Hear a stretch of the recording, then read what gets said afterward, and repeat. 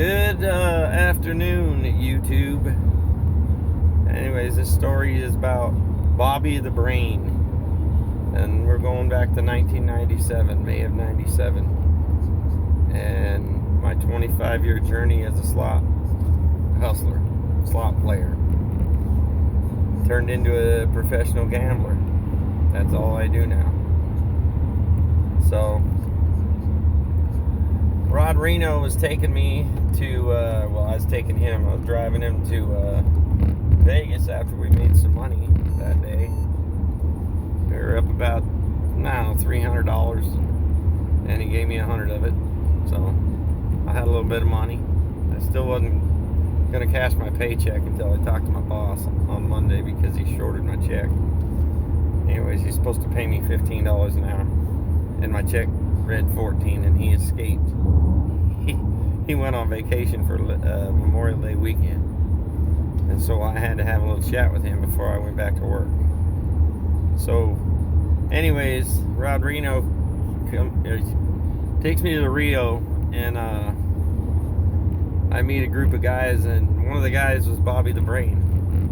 And Rod Reno told him that I'm brand new, and I haven't been to Vegas, and that he should show me the ropes and teach me some things because I wanted to learn. So, anyways, they were in the sports book, and they were just playing horses, $2 bet, getting drinks and just relaxing at the sports bar or this sports book, the horse racing. They were playing $2 trifectas. So, anyways, I meet Bobby the Brain, and he says, how much money you got? I says, I got a little bit of money, $100. I've got a paycheck I haven't cashed yet. But at the time, I had a drug addiction. I mean, I was addicted to cocaine, but I never smoked crack or nothing. I just always snorted coke. When I was working as a carpenter, I'd get a lot of work done that way. Anyways, so I meet Bobby the Brain, and he says, okay, well, we'll get started tomorrow. He says, have you ever done the cigarette trick? And I says, what's that? I have no clue what that is. And he says, well, we're going to go around to all these casinos, and we're going to get money, and we're going to get cigarettes. He says, you smoke, right? I said, of course I smoke. So he says, I meet him the next day, okay? And we go out, and he takes me to about 10 casinos around Vegas, and he tells me, just say you lost your money in the machine, and they'll either come give you $5 for the cigarettes, or they'll give you the cash. Either one. And then, you give them your ID, and they'll take your ID. They're going to look to see if you've done it before or anything, and if you haven't, they'll give you cigarettes, or they'll give you $5. So we went around Vegas that day and getting cigarettes and getting money. And he says, okay, at the end of the day, we had about $220. And so he says, oh, that's probably enough money. And so he says, tomorrow we're gonna go out, and we're gonna go out to Primm. And in Primm, Nevada, you could pay $30 for a room the first night, and then they would slip a piece of paper under your door. It was called a stay and play, and it was $10 for an additional night. And they would keep putting the ticket under the door for $10 a night, $10 a night, $10 a night. And then once you stayed there so long, if you didn't get the coupon, you had to pay a $30, room again. Then they would keep doing it again. So we had a good thing going with the room. So I had a place to stay instead of going to the Lake Mead and just sleeping outside and jumping in the lake every morning. That's what I was doing when I was working, because I hadn't got an apartment or anything like that yet. And I was 27 years old, but anyways, he asked me, if I smoked crack before, and I told him no. And so he says, well, we'll go and we'll get a rock and you can try it. And so I didn't know any better. I was 27 years old. I just said, okay, whatever. And so I think at the time I was 26. My birthday was was in June. So I was 26 years old and didn't know no better. And so he went and got some cocaine and some crack. And he told me, he says, don't buy from the black guys because they'll rip you off. They'll give you peanuts instead of a crack rock. He said you always go to the Cubans, and we were going to the Naked City. Naked City in Vegas is by the Sahara. They blew it up shortly after demolished the building after I left that year. So anyways, that was called the Naked City. And so that's where we'd go get our cocaine. So about, I don't know, 2 days later, he shows me out in Prim you can get these coupon books. And the coupon books have match plays in them. They're $5 match plays, and there's 2 of them. So if we both got coupons, we would play the table games. We'd play roulette, red or black, or we would play blackjack with it. Most of the time he did roulette, but he had a trick with the crap table. I would get on one side and play the don't, and he would get on the other side and play the comp. Or the pass line. So no matter what, as long as they didn't roll boxcars at 12, we would get paid every time with 2 match plays. So we went around Prim, Nevada looking for these coupon books. And according to the rules, you could only play 4 coupons per day. 4 match plays. So anyways, we were sitting in the sports book, and I run into one of the promotion people that run the promotion. And I told the promotion guy, I said, I'll give you $100 if you give me a box of those match plays, or of the coupon books. And he agreed. And so I gave him $100, and he gave me a box of the coupon books. Well, the coupon books, there was 800 coupon books in a box. So I had 1,600 free plays in per box every week. So the first week I took the match plays, and once we got enough money, we ran about 100 of them and got about, I don't know, we got like 50 times $5, about $250.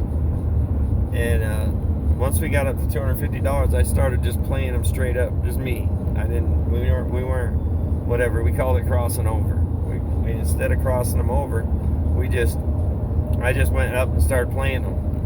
So I'd play them on the table games, the roulette, and I would get a stack of red chips, the $5 chips. And I was just playing them over and over and over again. And the pit boss looks over and says, or the lady running the roulette wheel said, you can only play so many of those, sir. And I had a whole stack of them because I tore them out, all of the coupon books. I tore out all the match plays, put them in my back pocket. I had like, I don't know, 200 of them in my back pocket, a lot of them. And so I was just reaching in my back pocket and placing them on the black or the red, depending on which one was hot. So the pit boss looks over at the lady and says, he tells her to shut the F up, and just like that. And I thought, wow, that's kind of crazy. He don't care how many I run. So I kept running these match plays, and I ran like 800 of them. And in 2 days it took me to run them. And I was going there was 3 casinos, and you could use the match plays in all 3 casinos. So I was using those match plays, and I made about $4,000 on that one box and I had so many coupons I didn't want to run anymore. I just started selling them for 20 cents each. That would pay for the box. So that I ran them all, and the next week I got another box of them from the promotion guy. So I have all these coupons, and we had to go out to the desert to get rid of the rest of the coupon books. There was roller coaster rides and 2-for-1 buffets and all kinds of other stuff in there, but I didn't want those. I just wanted the match plays. So I started running these coupons, and I got up to $4,000, and we started going and get to the Naked City to get the cocaine. Well, the whole week we're just running these coupons and going to the Naked City and blowing the money. But I was putting some money aside, and it got to the point where I just said, this is kind of crazy. We're gonna get busted doing this. We should probably stop doing the cocaine and just run these coupons to get a bunch of money. And so we didn't smoke crack for like 2 weeks. We just quit going. And we're chopping everything. So he got 2,000, I got 2,000. I chop whatever I ran on the coupons, and he would run a few too. But whatever we got, we just split it. We split the money. But anyways, we're sitting in the sports book, just playing horses, and he's really good at picking horses. He grew up at Santa Anita racetrack in Santa Barbara, near there. So, anyways, he knew how to run or play the horses. So we would do trifectas with the money, and he do what they call pick six. We'd pick one horse in each race, and then at the end we would load up all the money on like a superfecta, trifecta box, and like hedging our bet. So we would win $1,400 if our horse runs the last race, but it cost us like $300 to buy the ticket. So we covered every horse in the last race. So we did a couple of those. We did well, but the slot machine he showed me, it was called a Fort Knox, and 10 numbers would light up on the top. But there were 10 spaces for 10 numbers, and the ones that were locked were white. They would lock white, and if it wasn't locked, it would be green. And every time you spun the button, it would spin, and if it hit the number for the combination, it would turn white. And so we were playing them about 6-7 numbers out of 10. They had 6 numbers, 7 out of 10, and you got anywhere from $10 bonus to $40, depending on if someone bet $3 or 3 coins at a time, or 2 coins at a time, or 1 coin at a time. The bonus would be bigger if they're betting 3. So anyways, he shows me these Fort Knox machines, and I'm still getting the coupon books, and I'm still getting the match plays, but he shows me these Fort Knox machines. And so they only had 2 at Buffalo Bills, and I think they had 2 at Prima Donna, and then Whiskey Pete's didn't have any. But anyways, I started playing those, and I saw how powerful they were. But shortly after that, some guy, his name was Ratface. He was another just casino whatever rat. I mean, he was a rat. His face, he looked just like a rat. But anyways, he was kind of a dick. So he didn't want to pay 20 cents for the coupons. So he saw the boxes where they were at the promotion booth, and he stole all the boxes from the promotion booth. So the next day, the casino ended the promotion. They didn't have no more coupon books. So he stole all these books for no reason and put me out of business because they ended the promotion. You couldn't use the coupons anymore. But we had made like $3,000. We had about $3,000 each at the time when the promotion ended. And so I wanted to kill him. But anyways, we by the way, this is going to be like a three-part series with Bobby the Brain, because yeah, this guy is very interesting, but this Bobby the Brain character was something else, and I learned a ton from this guy. I mean, a lot I learned. So we're sick of doing the crack, and we're off it for 2 weeks, and we decide we should probably go to Mississippi, so we wouldn't be tempted to go get the crack from Naked City. We wouldn't know where to get it if we were in Mississippi. And he told me that they have these machines in Mississippi too, so we could play these machines. And so we started our journey, and we went all the way to Fort Worth, Texas, and we ran into a guy. He owned his own barbecue shop, so barbecue pork. But anyways, he had his own shop. It was like a little strip mall barbecue restaurant. Well, anyways, turns out this guy, he has crack. He's like a crack dealer on the side. He's just washing his money through this restaurant. So he's a pretty cool enough guy. But anyways, we end up getting the crack, and we almost go completely broke. And so now we're almost stuck in Fort Worth, Texas. But Bobby says, "Don't worry, I'll go and boost some stuff at Walmart." He boosts pants, shirts, clothing, and he would boost and I would return. I would take him back and return him because his ID didn't work because he'd been doing it so long. He'd been boosting and returning for years. So anyways, I tell him, I says, "Okay, well, just you boost and I'll go return." So anyways, I'm looking through the Walmart for things that we could boost, or he could boost, that were valuable, so we could get money to get to Mississippi.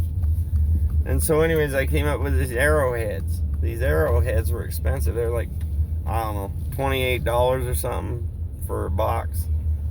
And I saw them. We went to Sports Authority to see if they had them too, and they were $50. So if he just boosted them, we could just take them back to whatever, or bought them. We could buy them, and we bought a few too, and just went to Sports Authority and returned them. But anyways, once we did that, hey, we got enough money. But I told him, "Why don't you just go take these arrowheads and put them inside of a lamp instead of boosting them? I'll go in and buy the lamp, and we'll have the arrowheads." So I could put like 6 or 7 inside of or he could put 6 or 7 of them inside of a lamp, open the box, put them in there, and then I would come in and buy the lamp. He would tell me which lamp to buy. And so that happened a few times. We got up enough money to travel, and we had a way to make money if we needed to get more gas to get to Mississippi. So anyways, we get to Mississippi, and this video is going a little long. So please like and subscribe, and I'll continue the story on the next video. Thanks for watching. Like, subscribe, and comment.